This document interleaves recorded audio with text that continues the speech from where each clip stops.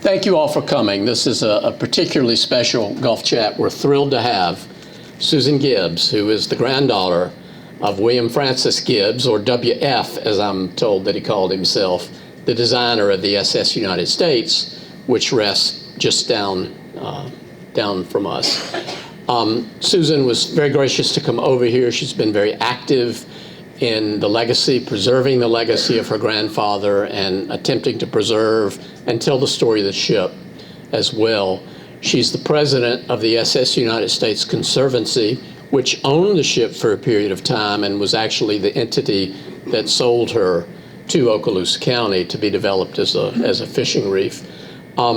Susan is a woman of parts, as I would say. She is very active in working for women's rights around the world. So she's definitely a fascinating personality, and I encourage you to introduce yourselves after the talk and get to know her. And when she's through speaking, there'll be time for Q&A. So thank you all for coming, and without further ado, Susan. Cheers. Thank you. Thank you. Thank you so much, John. It's such a pleasure to be here. It's very poignant and emotional to be so close to the ship, to what I hope to persuade you is the perfect ship. And I'm just so grateful to Mobile for welcoming the SS United States here in your waters. So as has been mentioned, I have my connection to, I guess you could say I'm genetically predisposed to being obsessed with the SS United States. And so I will tell the story of my grandfather, the ship's designer, and I'll also try to share the history in a limited time of the SS United States. And finally, I will bring the story through to the present and talk about plans for the future. So my grandfather, he died when I was 5. I barely knew him, but I've come to know him through his words. When receiving the Franklin Medal back in 1953, he said, "Beneath this rough exterior beats a heart of granite, and the only function I performed in connection with this ship was to demand perfection, perfection from anybody who had anything to do with it. And when it comes to perfection, I believe I am implacable." So he was born in 1886 in Philadelphia. He looks like kind of a normal kid here in this photo with a couple of their dogs. He was a fire fanatic. One of the family coachman apparently was a former member of the Philadelphia Fire Department and would take Willie and Freddie, his little brother, out to look at fires being suppressed in Philadelphia. He was also, as they say, a profound ship geek. In 1894, he witnessed the launch of a ship called the St. Louis, the SS St. Louis, in the Delaware River of Philadelphia, not far from where the ship spent so much time. And in a speech he later gave, he said, "In Philadelphia, many years ago, I was taken by my parents to see a great ship launched at the Cramp Yard. That was my first view of a great ship, and from that day forward, I dedicated my life to ships. I have never regretted it." He went to Harvard, and you probably can't read the text here, but his entry is on the screen, and it says, "In college 3 years," which is euphemistic for the fact he flunked out. I've withheld an image of his report card to preserve my family's honor, but I can tell you it was challenging. The New Yorker characterized it as him having a condition in Latin, aka he failed Latin. But fast forward, you can see him on the cover of the Harvard Alumni Bulletin. He ended up receiving an honorary degree in 1947. Despite flunking out of Harvard, he went on to Columbia Law School, and you can see these books, which are on my shelf. And what's interesting about these law books is that they look like they have never been opened. Instead, he was much more focused on the Titanic, which is the other picture in the slide. After Columbia, he did go on to practice law, and he was miserable he did it for, I've heard different accounts, a year, 2 years, couldn't stand it. And so he fled New York. He set up a studio, that's generous, a studio in his parents' home outside of Philadelphia, and began designs on what was his first take of the perfect ship. Here's his sketch, 1914. It's a ship that is 1,000 feet long, could carry 1,000 passengers, and could travel at the then unheard of speed of 30 knots. It was to be the biggest, the fastest, the safest, the best. And I won't go into all the details, but he came actually surprisingly close to making this ship happen. He convinced J.P. Morgan Jr. to add him to his payroll, and it was on its way, again, a longer story, it was on its way to being built. However, World War I intervened, and he redirected and began working with the U.S. Army's Shipping Control Committee. And so he had a personal life. He married my grandmother in 1927, and there was an article in the New York Times indicating that she had thrown a dinner party, but the guests, once they arrived at her apartment, were informed that she had been secretly married during the day to William Francis Gibbs, Marine engineer, and would not be present. The news was apparently a complete surprise, but cocktails and dinner were served as planned. And the one on the other side is my dad with William Francis Gibbs. So we're doing a speed dial here. So my grandfather began designing ships, which was his life's passion. He designed many of them. I'll point out the Leviathan on top here, which was the refurbished German liner, the Vaterland, that had been seized by the US after World War I. And again, quoting my grandfather, after her triumphant maiden voyage in 1923, my grandfather bragged, "I am not crowing, but the British will have their hardest proposition now in their liners on the North Atlantic, and I think we will give them a trimming. The Americans can know less and do more than any people." World War II he played a very active role in World War II, founding his firm in basically 1922, added yacht designer Daniel Cox in 1929. So his firm basically designed 74% of all of the heavy armored naval ships during the war. And so this is why he was featured on the cover of Time magazine that described him as striving to look more like an undertaker than a real one. Another publication, I think it was Fortune magazine, described him as a thin, hungry, slightly rakish, and very excitable archbishop in baggy civilian clothes. So he was consumed with World War II, but in the meantime, his vision of the perfect ship that, as I mentioned, was initially conceived back in 1914, was continuing to germinate. And so finally, on April 7th, 1949, the year the Soviet Union tested an atomic bomb, the contract was awarded to the Newport News Shipbuilding and Dry Dock Company for what was then called Hull 12201. Sounds kind of like James Bond. And this was the genesis, this was the launch of the perfect ship. He described this ship as having the power of survival, which he defined as the power the ship has of staying afloat and not burning up in case of an accident, collision, or fire breaking out on board. The perfect ship was designed for many things. First of all, speed. A very narrow racing hull, 990 feet long and only 101 feet wide. Very lightweight, tons of aluminum on the vessel as opposed to the traditional steel. A unique propeller configuration of a combination of 4 and 5 bladed propellers, and an enormously powerful power plant that could achieve 240,000 pounds shaft horsepower. She was also designed for war. She was a luxury liner, but she was also designed to be a convertible troop ship. This is a picture of, I think it was the Queen Mary, both the Queen Mary and the Queen Elizabeth during World War II served in this role of transporting 1.25 million troops. So the fact that this SS United States could be a naval auxiliary as a troop transport was a key rationale for the extensive subsidy that she received. She was designed for safety.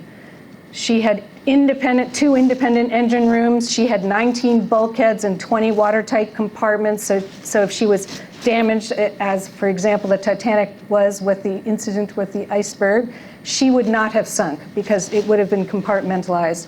A double thick hull. My grandfather liked to say, you can't set her on fire, you can't sink her, and you can't catch her. She also had many random high-tech innovations. First, commercial use of tempered glass, commercial use of microwaves, huge, as I've already mentioned, use of aluminum, theater lighting dimmers, air conditioning throughout the ship, including in the kennel. So she was constructed in the United States at Newport News, Virginia by 3,100 workers, utilized materials and components and fixtures from all then 48 states in the country. My grandfather was omnipresent. Even though his office was in New York, he would constantly go to Newport News and oversee construction. He was also very concerned about the secrecy requirement of the ship because of its naval auxiliary role. So I've been told that he sent telegrams to shipyard officials urging them to be completely, not to say anything about the ship to anyone, and he would have them delivered at midnight for dramatic effect. The ship was christened in 1951 here in Newport News with, of course, a bottle of American champagne. As my grandfather said, this ship is completely different than the competition. The material isn't used the same way. The design is completely different. The machinery is completely different. The material of the topsides is completely different. It's completely fireproof. The damn fools we went to couldn't build a piano unless it was made of wood. She got the chance to bust a move on her speed trials, where she went almost 44 miles per hour, 38.23 knots. The speed for trucks on the highway back then was only 45 miles per hour. She could go 20 knots in reverse, which was faster than the Titanic could go forward. The maiden voyage, triumphal performance, smashed the transatlantic speed record. My grandfather was actually on board for the maiden voyage with my grandmother, the only trip he ever took aboard the SS United States. When she came back from her round trip, she was regaled with a ticker tape parade. She had obtained the fabled blue riband, which a depiction is here on this slide, smashed a record that has never been surpassed and in all likelihood never will. My grandfather is very proud of the percentage by the fact that she not only broke the speed record, but broke it by a huge margin. And he would cite these statistics to anyone who would listen. He was very, very proud of her performance. Like the moonshot and the space shuttle, the SS United States epitomized the nation's post-war industrial strength and technological acumen, as well as America's can-do spirit. Her 17 years of service, she plied primarily these ports of call: Southampton, Le Havre, Bremerhaven. Ended up also doing some cruises toward her later years. Celebrities flocked on board, 4 US presidents, stars of stage and screen, including one of my favorites, Salvador Dali and his pet ocelot. Passengers, immigrants, students, 1 million passengers over the course of her career, and a flawless service record. She was a media maven. Here she is on the cover of Newsweek magazine, which said, this ship is truly the first lady of the seas. No other passenger ship ever built is so beautiful, so fast, so safe, and so useful. here she is mysteriously on the cover of a comic book, and she is causing some destruction in the middle of Times Square. But now we're back to where she should be. Here's the New Yorker depicting her as an ark. I don't know if you can see the various species of animals in one of the gangways below. So again, a flawless record. My grandfather's devotion to the ship was legendary. He would basically get up at dawn and come meet her every time she returned to New York from a transatlantic run, would be the first to meet her at the dock. He said back in 1923, when backed by preparation, initiative, enthusiasm, and faith, nothing is impossible in America. But of course, there were some winds of change, primarily the advent of airlines, and also the fact that her speed was made possible through intensive fuel consumption. So she was a bit of a gas guzzler when oil prices were rising. And there were also labor costs and disputes, as well as finally an end of her naval subsidy. When asked about the advent of air travel, my grandfather was fairly nonplussed. He said, "The two means of transportation are complementary. The average air passenger says you have to prepare a day in advance because you never know when the damn things are going to leave." He actually forbade my grandmother from flying in airplane and didn't fly himself. So, final voyage. My grandfather died in 1967. He is buried improbably in landlocked Princeton, New Jersey. And the ship was withdrawn from service in 1969. This painting does not depict her withdrawal from service, but it's such a gorgeous rendering of her, painted by the British artist Robert Lloyd. And I will go quickly through this. So she was pulled from service, as I indicated, in 1969, and then a series of subsequent owners obtained title to her, starting with the US government, then Richard Hadley, a Seattle-based developer who presided over the largest auction ever held by Guernseys, in which all of her, not all, but most of her fixtures, furnishings, etc., were auctioned off to prepare her for redevelopment. And again, a whole series of subsequent owners, including her, in order to remove the asbestos that was heavily used on the ship to achieve fire prevention and protection. She was actually towed by a single tug to a former Soviet base in Sevastopol, Ukraine. Kind of ironic, since she was kind of a Cold War weapon and was remediated in the Ukraine. So, marching forward, in 2003, Norwegian Cruise Line purchased the ship from an owner who had tried to redevelop her, based in New Jersey. They had planned to restore her or resurrect her as part of a new subsidiary that they were creating of NCL America. But in 2009, they concluded that they would not be proceeding. Enter the SS United States Conservancy. So basically, when the Norwegian Cruise Line was preparing to scrap the ship, the Conservancy raised funding, primarily an anchor gift from a Philadelphia philanthropist, Jerry Lenfis, and we purchased the SS United States. Our previous mission had been to celebrate the ship's legacy, educate the public of the ship's historic importance. So we improbably suddenly became owners of the SS United States. So quickly bulked up and retained a firm that could tend to the ship, and launched a national Save Our Ship campaign that built nationwide support. The ship remained in Philadelphia, and we worked very hard to identify developers, investors, and locations, as well as expanding our museum collection.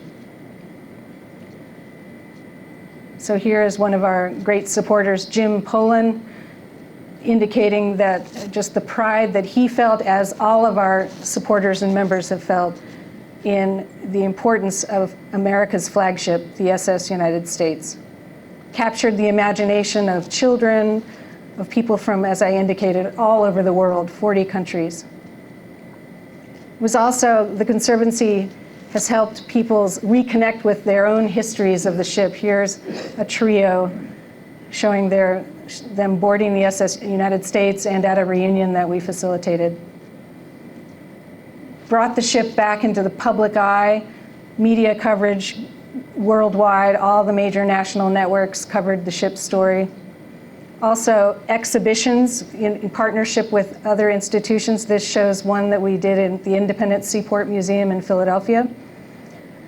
Also, digital exhibitions, celebrating the ship's story online through digital programs. So here, our first was on advertising the SS United States. Second was on transatlantic trailblazers, the role of women in the art and design of the SS United States, which was extensive. And finally, our current exhibition, Food Tastes Better at Sea, exploring the food and dining experience, which is a fascinating exhibition that was just released this fall. So we also, in addition to the curatorial work, we're continuing to pursue redevelopment solutions for the ship. We entered into a partnership with Crystal Cruises back in 2016 to explore the ship's potential to return to sea, which did not end up advancing. And then an extensive partnership with initially RXR and then a partner firm in New York to redevelop the ship as a permanently moored 600,000 square foot hospitality and cultural space. The plan was 1,000 rooms, a 1,000-room hotel, a restaurant, retail, and of course a major museum. Ultimately landing on this particular optimal location near the Javits Center, which would have connected to Manhattan's High Line. It would have created 5,700 jobs and really revitalized Manhattan's West Side. However, basically those plans, it's a long story, but ultimately New York State and city officials ultimately did not provide the necessary support for the plan and for the pier location. So meanwhile, the ship's pier in Philadelphia doubled the ship's monthly rent and sought eviction for the vessel. There ended up being a bench trial in January of last year with Senior Judge Anita Brody of the Eastern District Court of Pennsylvania. And the ultimate verdict was that the court dismissed the rent claim, but ordered the removal of the ship in 90 days. So this set off a scramble. We had already been pursuing other pier locations, but we accelerated that effort, and we basically looked at basically every possibility in the country, including speaking with the U.S. Navy and Active Ships Division, public officials, and again, port leadership in every major U.S. city. And ultimately, no piers met the three crucial requirements of accessibility, suitability, and availability. So the Conservancy was faced with either scrapping the ship or reefing her. We continued to garner significant media attention in our effort to find an alternate location, but ultimately we did not. I will quickly go through this. Here are some snapshots of the ship today, well, the ship, let's say last year in Philadelphia, and what she looked like during her service career. So here is her bow. Here is her bridge. The first class dining room with, you can see in the background, a beautiful piece of art by a woman artist, Gwen Lux, called Expressions of Freedom. First class ballroom where many musicians once performed. Sports on the promenade deck. The first class observation lounge. And of course, her iconic funnels, which were such a patriotic symbol, which will be well, you'll see, which we have saved. So ultimately, the Conservancy sold the SS United States to Florida's Okaloosa County in October of 2024, and as you all know, they are planning to create the world's largest artificial reef. In addition, we are partnering on a land-based museum. Remediation and preparations are now well underway, as you all know. Okaloosa County, this is not their first rodeo. They've reefed hundreds of vessels, and they are proceeding in their work. They had just this week announced the precise location for the reefing, and they're partnering with Visit Pensacola and the Coastal Conservation Association, which is bringing an additional contribution. And this map shows where they intend to deploy the ship. And just a few shots of her journey from Philadelphia to Mobile. I was panic-stricken about the prospect of the ship being towed from Philadelphia to Mobile. She hadn't moved from she arrived in Philadelphia in 1996 and hadn't moved since then. And I guess it's my maternal instincts, or I was just so worried that she wouldn't have it in her, that she would hit a bridge, that she would leak fuel, something would go wrong. I was a wreck. As it turned out, my worrying was for naught. She did fantastically, and as you can see, she had some close calls. She squeezed under the Walt Whitman Bridge with less than 8 feet of clearance, which was right in Philadelphia. And she basically just flew through the sea. Thousands gathered along the Atlantic coast to witness her historic voyage. We received so many powerful images from people who had gathered along to see her. We've also filmed it, and it was just deeply moving to see her in her element.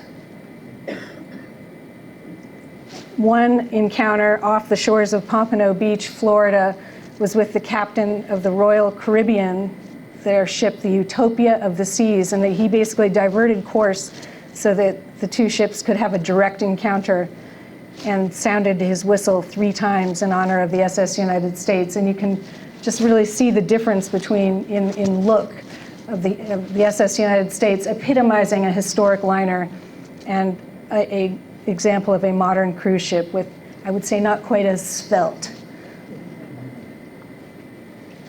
So in addition to the reefing, the Conservancy is deeply committed to celebrating her legacy, and we have retained a museum design firm called Think Design, which has created some of the nation's most extraordinary attractions. A major role in the National September 11th Memorial Museum, the Empire State Building Observatory, Robert Ballard's Challenge of the Deep, and aquariums in key cities. So the vision is the funnels that have been removed and are currently being stored outside of the city here in Mobile will be resurrected and incorporated into an exciting building that will offer immersive experiences, multimedia displays, showcasing the Conservancy's collection, as well as, and not just the funnels, a number of other iconic artifacts from the ship, the radar mast, anchor, etc. We are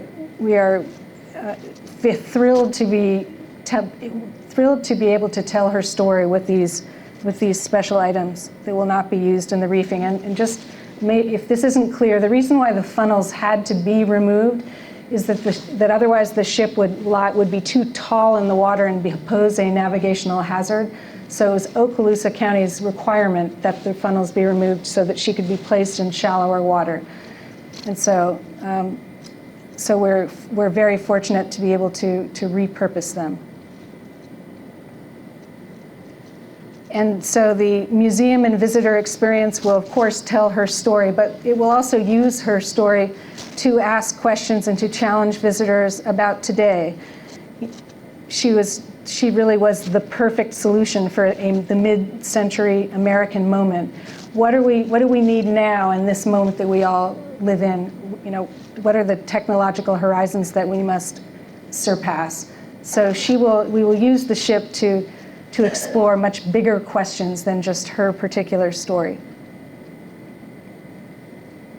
So site for the museum, it's still on the drawing board.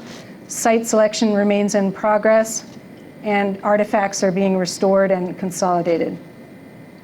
We are also in the midst of, we're in post-production on a new feature-length film that will be showcased in the museum and also for global distribution, produced by Mark Perry and directed by Robert Radler, with a score. I don't know if this hopefully will mean something to some of you in the audience.